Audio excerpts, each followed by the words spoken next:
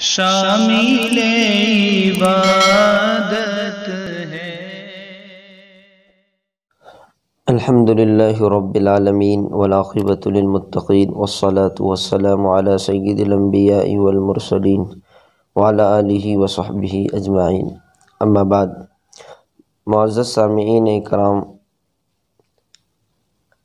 ہم جانتے ہیں کہ اپریل کی ابتدا ہے، اپریل کی ابتدا ہو چکی ہے، اور اسی اپریل کے مہینے میں اپریل فول کی تاریخی و شرعی حیثیت کو سمجھنا ضروری ہے، چونکہ اپریل کے اس ابتدائی تاریخ میں لوگ ایک دوسرے کو دھوکہ دیتے ہیں، جھوٹ بولتے ہیں، اور یہ ساری چیزیں اسلامی طور و طریق سے بالکل غلط ہیں، جس کی شرعی حیثیت اور تاریخی حیثیت میں آپ کے سامنے پیش کرنے جا رہا ہوں، ضرور سنیے گا۔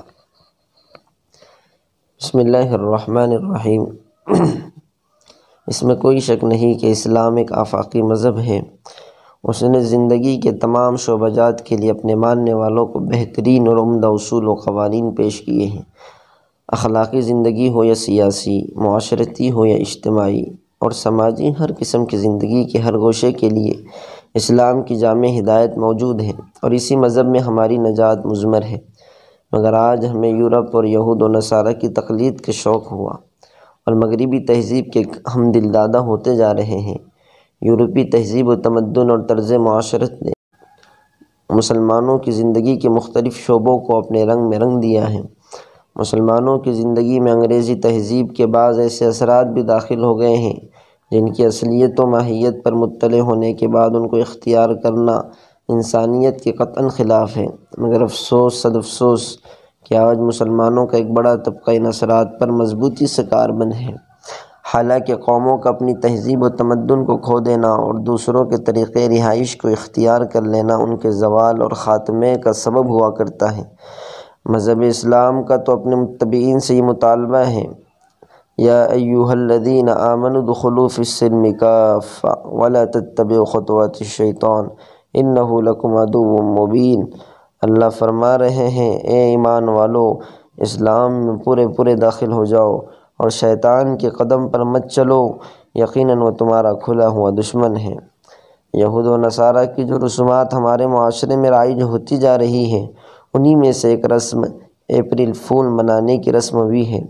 اس رسم کے تحت یکم اپریل کی تاریخ میں جھوٹ بول کر کسی کو دھوکہ دینا، مذاق کے نام پر بیوقوف بنانا اور اذیت دینا صرف جائز نہیں سمجھا جاتا ہے، بلکہ اسے ایک کمال قرار دیا جاتا ہے۔ جو شخص جتنی صفائی اور چابک دستی سے دوسروں کو جتنا بڑا دھوکہ دے دے، اتنا ہی اس کو ذہین، قابل تعریف اور یکم اپریل کی تاریخ سے صحیح فائدہ اٹھانے والا سمجھا جاتا ہے۔ یہ رسم اخلاقی، شرعی اور تاریخی ہر اعتبار سے خلاف مروت ہے، خلاف تہذیب اور انتہائی شرمناک ہے، نیز عقل و نقل کے بھی خلاف ہے۔ اس رسم بد کی دو حیثیتیں ہیں، نمبر 1 تاریخی اور نمبر 2 شرعی۔ اپریل فول کی تاریخی حیثیت دیکھتے چلیے۔ اس رسم کی ابتدا کیسے ہوئی، اس بارے میں مورخین کے بیانات مختلف ہیں۔ ہم یہاں ان میں سے 3 اقوال پیش کرتے ہیں تاکہ یہ معلوم ہو جائے کہ عقل و خرد کے دعوے داروں نے اس رسم کو اپنانے میں کیسی بے عقلی اور حماقت کا ثبوت دیا ہے۔ نمبر 1، بعض مصنفین کا کہنا ہے کہ فرانس میں 17ویں صدی سے پہلے سال کا آغاز جنوری کے بجائے اپریل سے ہوا کرتا تھا۔ اس مہینے کو رومی لوگ اپنی دیوی وینس کی طرف منسوب کر کے مقدس سمجھا کرتے تھے، تو چونکہ سال کا یہ پہلا دن ہوتا تھا، اس لیے خوشی میں اس دن کو جشن کے طور پر منایا کرتے تھے، اور اظہار خوشی کے لیے آپس میں ہنسی مذاق بھی کیا کرتے تھے۔ تو یہی چیز رفتہ رفتہ ترقی کر کے اپریل فول کی شکل اختیار کر گئی۔ دوسری شکل اور دوسری چیز یہ ہے کہ انسائکلوپیڈیا آف برٹانیکیا میں اس رسم کی ایک اور وجہ بیان کی گئی ہے کہ 21 مارچ سے موسم میں تبدیلیاں آنی شروع ہو جاتی ہیں۔ ان تبدیلیوں کو بعض لوگوں نے اس طرح تعبیر کیا کہ معاذ اللہ، قدرت ہمارے ساتھ اس طرح مذاق کر کے ہمیں بیوقوف بنا رہی ہے، لہٰذا لوگوں نے بھی اس زمانے میں ایک دوسرے کو بیوقوف بنانا شروع کر دیا۔ ایک تیسری وجہ 19ویں صدی عیسوی کی معروف انسائکلوپیڈیا لاروس نے بیان کی ہے اور اسی کو صحیح قرار دیا ہے، جس کا حاصل یہ ہے کہ جب یہودیوں نے حضرت عیسیٰ علیہ السلام کو گرفتار کر لیا اور رومیوں کی عدالت میں پیش کیا تو رومیوں اور یہودیوں کی طرف سے حضرت عیسیٰ علیہ السلام کو تمسخر اور استہزاء کا نشانہ بنایا گیا۔ ان کو پہلے یہودی سرداروں اور فقیہوں کی عدالت میں پیش کیا گیا، پھر وہ انہیں پیلاطس کی عدالت میں فیصلے کے لیے لے گئے، پھر پیلاطس نے ان کو ہیرودیس کی عدالت میں بھیج دیا اور بالآخر ہیرودیس نے دوبارہ فیصلے کے لیے ان کو پیلاطس ہی کی عدالت میں بھیج دیا۔ لوقا کی انجیل میں اس واقعے کو اس طرح نقل کیا گیا ہے، اور جو آدمی یسوع کو پکڑے ہوئے تھے اس کو ٹھٹوں میں اڑاتے اور مارتے تھے اور اس کی آنکھیں بند کر کے اس سے پوچھتے تھے کہ نبوت سے بتا تجھے کس نے مارا، اور انہوں نے طعنے سے اور بھی بہت سی باتیں اس کے خلاف کہی۔ اور انجیل لوقا ہی میں ہیرودیس کا پیلاطس کے پاس واپس بھیجنا ان الفاظ سے منقول ہے، پھر ہیرودیس نے اپنے سپاہیوں سمیت اسے ذلیل کیا اور ٹھٹوں میں اڑایا اور چمکدار پوشاک پہنا کر اس کو پیلاطس کے پاس واپس بھیجا۔ لاروس کا کہنا ہے کہ حضرت مسیح علیہ السلام کو ایک عدالت سے دوسری عدالت میں بھیجنے کا مقصد بھی ان کے ساتھ مذاق کرنا اور انہیں تکلیف پہنچانا تھا۔ چونکہ یہ واقعہ 1 اپریل کو پیش آیا تھا، اس لیے اپریل فول کی رسم در حقیقت اسی شرمناک واقعے کی یادگار ہے۔ اگر یہ بات درست ہے تو غالباً گمان یہی ہے کہ یہ رسم یہودیوں نے جاری کی ہوگی اور اس کا منشا حضرت عیسیٰ علیہ نبینا علیہ السلام کی تضحیق ہوگی۔ لیکن یہ بات حیرتناک ہے کہ جو رسم یہودیوں نے معاذ اللہ حضرت عیسیٰ علیہ السلام کی ہنسی اڑانے کے لیے جاری کی، اس کو عیسائیوں نے کس طرح قبول کر لیا، بلکہ خود اس کے رواج دینے میں شریک ہو گئے، جبکہ وہ حضرت عیسیٰ علیہ السلام کو نہ صرف رسول بلکہ ابن اللہ کا درجہ دیتے ہیں۔ قرین قیاس یہ ہے کہ یہ ان کی دینی بدذوقی یا بے ذوقی کی تصویر ہے۔ جس طرح صلیب کے ان کے عقیدے کے مطابق اس پر حضرت عیسیٰ علیہ السلام کو سولی دی گئی ہے، تو ہونا تو یہ چاہیے تھا کہ اس کی شکل سے بھی ان کو نفرت ہوتی، لیکن ان پر خدا کی مار یہ ہے کہ اس پر انہوں نے اس طرح تقدس کا غازہ چڑھایا کہ وہ ان کے نزدیک مقدس شے بن کر ان کے مقدس مقامات کی زینت بن گئی۔ بس اسی طرح اپریل فول کے سلسلے میں بھی انہوں نے حضرت عیسیٰ علیہ السلام کے دشمنوں کی نقالی شروع کر دی، اللہم احفظنا من۔ اور یہ بھی ہو سکتا ہے کہ عیسائی اس رسم کی اصلیت سے ہی واقف نہ ہو اور انہوں نے بے سوچے سمجھے اس پر عمل شروع کر دیا۔ اپریل فول کی شرعی حیثیت: مندرجہ بالا باتوں سے تفصیل سے بات معلوم ہو گئی کہ تاریخی اعتبار سے یہ رسم بد قطعاً اس قابل نہیں کہ اس کو اپنایا جائے، کیونکہ اس کا رشتہ یا تو کسی توہم پرستی سے جڑا ہوا ہے جیسا کہ پہلی صورت میں، یا کسی گستاخانہ نظریے سے اور واقعے سے جڑا ہوا ہے جیسا کہ دوسری اور تیسری صورت میں۔ اس کے علاوہ یہ رسم اس لیے بھی قابل ترک ہے کہ مندرجہ ذیل کئی گناہ کا مجموعہ اس میں پایا جاتا ہے، مثلاً مشابہت کفار و یہود و نصارہ، جھوٹ اور ناحق مذاق، جھوٹ بولنا، دھوکہ دینا اور دوسروں کو اذیت پہنچانا۔ ان میں سے ہر ایک پر الگ الگ عنوانات کے تحت مختصر کلام کیا جاتا ہے تاکہ یہ بات معلوم ہو جائے کہ احادیث شریفہ میں ان گناہوں پر کتنی سخت وعید وارد ہوئی ہے۔ کفار اور یہود و نصارہ کی مشابہت: اس تعلق سے نبی کریم صلی اللہ علیہ وسلم نے یعنی یہود و نصارہ اور کفار و مشرکین کی مشابہت اور عبود و باش اختیار کرنے سے سختی کے ساتھ منع فرمایا ہے۔ مثلاً آقا مدنی صلی اللہ علیہ وسلم نے داڑھی رکھنے کا اور مشرکین و مجوس کی مخالفت کرنے کا حکم دیا ہے۔ اسی طرح یہود کی مشابہت سے بچنے کے لیے 10ویں محرم کے ساتھ 9ویں تاریخ کو روزہ رکھنے کا بھی حکم فرمایا۔ غرض کہ ہر موقع پر آپ صلی اللہ علیہ وسلم نے غیر قوموں کے طریقۂ زندگی کو اپنانے سے منع فرمایا ہے اور ان الفاظ میں وعید فرمائی ہے کہ من تشبہ بقوم فہو منہم، مشکوٰۃ شریف، یعنی جو شخص کسی قوم سے مشابہت اور ان کے طور و طریق کو اختیار کرے گا اس کا شمار انہی میں ہوگا۔ مگر افسوس کہ غیر قوموں کا طریقہ ہی آج ہمیں پسند ہے، حالانکہ ہمیشہ ان لوگوں نے نبی کریم صلی اللہ علیہ وسلم کو اذیت دی ہے، آپ صلی اللہ علیہ وسلم کی حیات میں بھی اور وفات ظاہری کے بعد بھی۔ نیز ہمیشہ ان کی کوشش دین اسلام اور مسلمانوں کو نیست و نابود کرنے پر صرف ہوتی ہے، مگر ہم مسلمان ذرا اس بات پر غور نہیں کرتے اور انہی کے طور و طریقوں میں مگن رہتے ہیں۔ اور اپنے عمل سے اپنے آقا صلی اللہ علیہ وسلم کو تکلیف دیتے ہیں۔ ایک عبرتناک واقعہ سنتے چلیے۔ حکیم الامت حضرت مولانا اشرف علی صاحب تھانوی رحمۃ اللہ علیہ کے مواعظ میں کسی جگہ ایک واقعہ منقول ہے کہ ایک پیر صاحب غیر مسلموں کے تہوار ہولی کے دن پان کھاتے ہوئے اپنے مریدین کے ساتھ جا رہے تھے۔ پورا راستہ ہولی کے رنگ سے رنگا ہوا تھا۔ رنگی ہوئی سڑک پر ایک گدھا کھڑا ہوا عجیب سا معلوم ہو رہا تھا۔ پیر صاحب نے ازراہ مذاق پان کی پیک یہ کہتے ہوئے گدھے پر تھوک دی کہ تجھ کو کسی نے نہیں رنگا، میں ہی رنگ دیتا ہوں۔ القصہ: پیر صاحب کی وفات کے بعد کسی مرید نے ان کو خواب میں دیکھا کہ عذاب میں مبتلا ہیں۔ پوچھنے پر فرمایا کہ ہولی کے دن کے واقعے کی پکڑ ہو گئی۔ خدا کی پناہ۔ جھوٹا اور ناحق مذاق۔ اسلام نے خوش طبعی مذاق اور بزلہ سنجی کی اجازت دی ہے۔ بارہا رسول اللہ صلی اللہ علیہ وسلم نے اپنے اصحاب کے ساتھ مذاق فرمایا ہے، لیکن آپ کا مذاق جھوٹا اور تکلیف دہ نہیں ہوتا تھا۔ حضرت ابو ہریرہ رضی اللہ عنہ سے مروی ہے کہ ایک مرتبہ صحابہ کرام رضی اللہ عنہم نبی کریم صلی اللہ علیہ وسلم سے عرض کیا کہ یا رسول اللہ، آپ تو ہمارے ساتھ دل لگی فرماتے ہیں۔ آپ صلی اللہ علیہ وسلم نے ارشاد فرمایا کہ میں دل لگی ضرور کرتا ہوں مگر سچی اور حق بات کے علاوہ کچھ نہیں بولتا۔ ترمذی شریف کی روایت ہے۔ حضرت عامر بن ربیعہ رضی اللہ عنہ سے روایت ہے کہ ایک شخص نے مذاق میں دوسرے شخص کا جوتا غائب کر دیا۔ نبی کریم صلی اللہ علیہ وسلم کو اس واقعے کا علم ہوا تو آپ صلی اللہ علیہ وسلم نے ارشاد فرمایا، کسی مسلمان کو مت ڈراؤ، نہ حقیقت میں نہ مذاق میں، کیونکہ کسی مسلمان کو ڈرانا بہت بڑا ظلم ہے۔ امام غزالی رحمۃ اللہ علیہ تحریر فرماتے ہیں کہ مزاح و مذاق 5 شرطوں کے ساتھ جائز بلکہ حسن اخلاق میں داخل ہے۔ ان میں سے کوئی ایک شرط مفقود ہو جائے تو پھر مذاق ممنوع اور ناجائز ہے۔ ان میں سے نمبر 1 پر ہے مذاق تھوڑا یعنی بقدر ضرورت ہو۔ نمبر 2 اس کا عادی نہ بن جائے۔ نمبر 3 حق اور سچی بات کہے۔ نمبر 4 اس سے وقار اور ہیبت کے ختم ہونے کا اندیشہ نہ ہو۔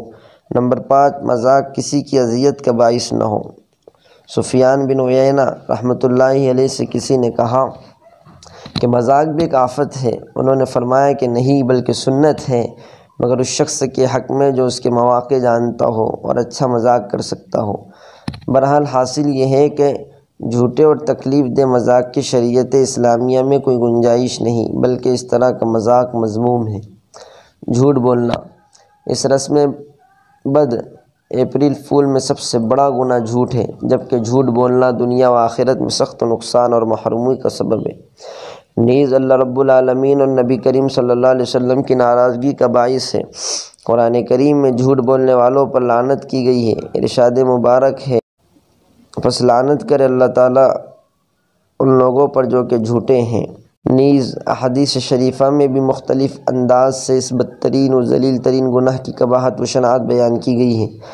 حضرت عبداللہ بن عمر رضی اللہ عنہما سے روایت ہے کہ رسول اللہ صلی اللہ علیہ وسلم نے ارشاد فرمایا، جب آدمی جھوٹ بولتا ہے تو اس کلمے کی بدبو کی وجہ سے جو اس نے بولا ہے رحمت کا فرشتہ اس سے 1 میل دور چلا جاتا ہے۔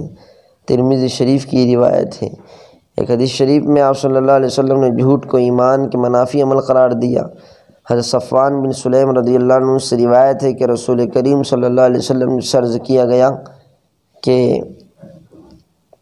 کیا مومن بزدل ہو سکتا ہے؟ آپ صلی اللہ علیہ وسلم نے ارشاد فرمایا، ہاں، یعنی مسلمان میں یہ کمزوری ہو سکتی ہے۔ پھر عرض کیا گیا کیا مسلمان بخیل ہو سکتا ہے؟ آپ صلی اللہ علیہ وسلم نے ارشاد فرمایا، ہاں، یعنی مسلمان میں یہ کمزوری بھی ہو سکتی ہے۔ پھر عرض کیا گیا کیا مسلمان جھوٹا ہو سکتا ہے؟ آپ صلی اللہ علیہ وسلم نے جواب عنایت فرمایا کہ نہیں، یعنی ایمان کے ساتھ بے باکانہ جھوٹ کی عادت جمع نہیں ہو سکتی اور ایمان جھوٹ کو برداشت نہیں کر سکتا۔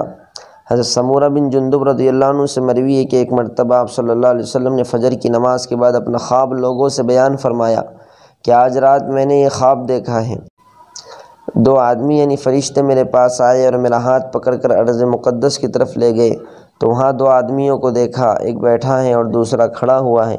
کھڑا ہوا شخص بیٹھے ہوئے آدمی کے کلے کو لوہے کی زنبور سے گدی تک چیرتا ہے، پھر دوسرے کلے کو اسی طرح کاٹتا ہے، اتنے میں پہلا کلہ ٹھیک ہو جاتا ہے اور برابر اس کے ساتھ یہ عمل جاری ہے۔ میرے پوچھنے پر انہوں نے بتایا وہ شخص جس کو آپ نے دیکھا کہ اس کے کلے چیرے جا رہے ہیں وہ ایسا بڑا جھوٹا ہے جس نے ایسا جھوٹ بولا کہ وہ اس سے نقل ہو کر دنیا میں جہاں پہنچ گیا، لہٰذا اس کے ساتھ قیامت تک یہی معاملہ کیا جاتا رہے گا۔ رسول کریم صلی اللہ علیہ وسلم نے ایک حدیث میں جھوٹ بولنے کو بڑی خیانت قرار دیا ہے۔ حضرت سفیان بن اسید الضرمی رضی اللہ عنہ سے مروی ہے کہ نبی کریم صلی اللہ علیہ وسلم نے فرمایا، بڑی خیانت ہے کہ تو اپنے بھائی سے ایسی گفتگو کرے جس میں وہ تجھے سچا سمجھتا ہو حالانکہ تو اس سے جھوٹ بول رہا ہو۔ اسی طرح ایک حدیث شریف میں نبی کریم صلی اللہ علیہ وسلم جھوٹ بولنے سے بچنے پر اگرچہ مذاق سے ہی ہو جنت کی ضمانت لی ہے۔ حضرت ابو امامہ باہلی رضی اللہ عنہ سے روایت ہے کہ رسول اللہ صلی اللہ علیہ وسلم نے ارشاد فرمایا، میں اس شخص کے لیے جنت کے بیچ میں گھر کی کفالت لیتا ہوں جو جھوٹ کو چھوڑ دے اگرچہ مذاق ہی میں کیوں نہ ہو۔ نیز ایک روایت میں ہے کہ جو شخص لوگوں کو ہنسانے کے لیے جھوٹ بولے اس کے لیے بربادی ہو بربادی ہو بربادی ہو۔ مطلب یہ ہے کہ صرف لطف، صحبت اور ہنسنے ہنسانے کے لیے جھوٹ بولنا بھی ممنوع ہے۔ آج کل لوگ نت نئے چٹکلے تیار کرتے ہیں اور محض اس لیے جھوٹ بولتے ہیں تاکہ لوگ ہنسیں۔ انہیں آج رسول اللہ علیہ وسلم کا یہ ارشاد یاد رکھنا چاہیے اور اس برے فعل سے باز آ جانا چاہیے۔ دھوکہ دینا اپریل پول کی رسم بد میں چوتھا گناہ مکر و فریب ہے، حالانکہ رسول اللہ صلی اللہ علیہ وسلم اس گناہ پر سخت الفاظ سے وعید بیان فرمائی ہے۔ حضرت ابو ہریرہ رضی اللہ عنہ سے مروی ہے کہ رسول اللہ صلی اللہ علیہ وسلم نے ارشاد فرمایا، من غشنا فلیس منا۔ مسلم شریف کی روایت ہے، جو شخص ہم کو یعنی مسلمانوں کو دھوکہ دے اس کا ہم سے کوئی تعلق نہیں۔ حضرت انس بن مالک رضی اللہ عنہ سے بھی ایک روایت ہے کہ نبی کریم صلی اللہ علیہ وسلم نے ارشاد فرمایا، مومنین آپس میں ایک دوسرے کی خیر خواہ اور محبت کرنے والے ہوتے ہیں، اگرچہ ان کے مکانات اور جسم ایک دوسرے سے دور ہوں، اور نافرمان لوگ آپس میں ایک دوسرے کے ساتھ دھوکے باز اور خائن ہوتے ہیں اگر ان کے گھر اور جسم قریب قریب ہو۔ مطلب یہ ہے کہ ایک دوسرے کے ساتھ دھوکہ بازی اللہ تعالیٰ سے بغاوت کرنے والوں اور نافرمانوں کا عمل ہے۔ مومنین کا عمل تو ایک دوسرے کے ساتھ خیر خواہی کرنا ہے، لہٰذا کسی بھی ایمان والے کو دوسرے کے ساتھ دھوکے کا معاملہ نہیں کرنا چاہیے۔ ایک عبرتناک واقعہ سنتے چلیے۔ عبد الحمید بن محمود معولی کہتے ہیں کہ میں حضرت عبداللہ بن عباس رضی اللہ عنہما کی مجلس میں حاضر تھا۔ کچھ لوگ آپ کی خدمت میں حاضر ہوئے اور عرض کیا کہ ہم حج کے ارادے سے نکلے ہیں۔ جب ہم ذات الصفا ایک مقام کا نام ہے پہنچے تو ہمارے ایک ساتھی کا انتقال ہو گیا۔ ہم نے اس کی تجہیز و تکفین کی، پھر قبر کھودنے کا ارادہ کیا۔ جب ہم قبر کھود چکے تو ہم نے دیکھا کہ ایک بڑے کالے ناگ نے پوری قبر کو گھیر رکھا ہے۔ اس کے بعد ہم نے دوسری جگہ قبر کھودی تو وہاں بھی وہی سانپ موجود تھا۔ اب ہم میت کو ویسے ہی چھوڑ کر آپ کی خدمت میں آئے ہیں کہ ہم ایسی صورتحال میں کیا کریں۔ حضرت عبداللہ بن عباس رضی اللہ عنہما نے فرمایا کہ یہ سانپ اس کا وہ بد عمل ہے جس کا وہ عادی تھا، جاؤ اس کو اسی قبر میں دفن کر دو۔ اللہ کی قسم اگر تم اس کے لیے پوری زمین کھود ڈالو گے پھر بھی وہ سانپ اس کی قبر میں پاؤ گے۔ بہرحال اسے اسی طرح دفن کر دیا گیا۔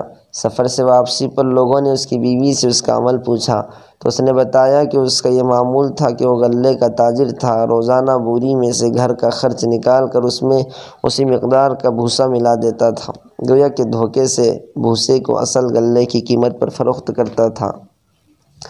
دوسرے کو تکلیف دینا، ایک حدیث شریف میں صحیح اور کامل مسلمان اس کو قرار دیا گیا ہے جو کسی مسلمان بھائی کو تکلیف نہ دے، بلکہ ہمارا مذہب اسلام تو یہ تعلیم دیتا ہے کہ ایک مومن کے ہاتھ وغیرہ سے پوری دنیا کے انسان مسلم ہو یا غیر مسلم محفوظ ہونے چاہیے، بلکہ جانوروں کو تکلیف دینا بھی انتہائی مذموم، بدترین اور شدید ترین گناہ ہے، بلکہ اللہ تعالیٰ کی رحمت سے دوری کا سبب ہے۔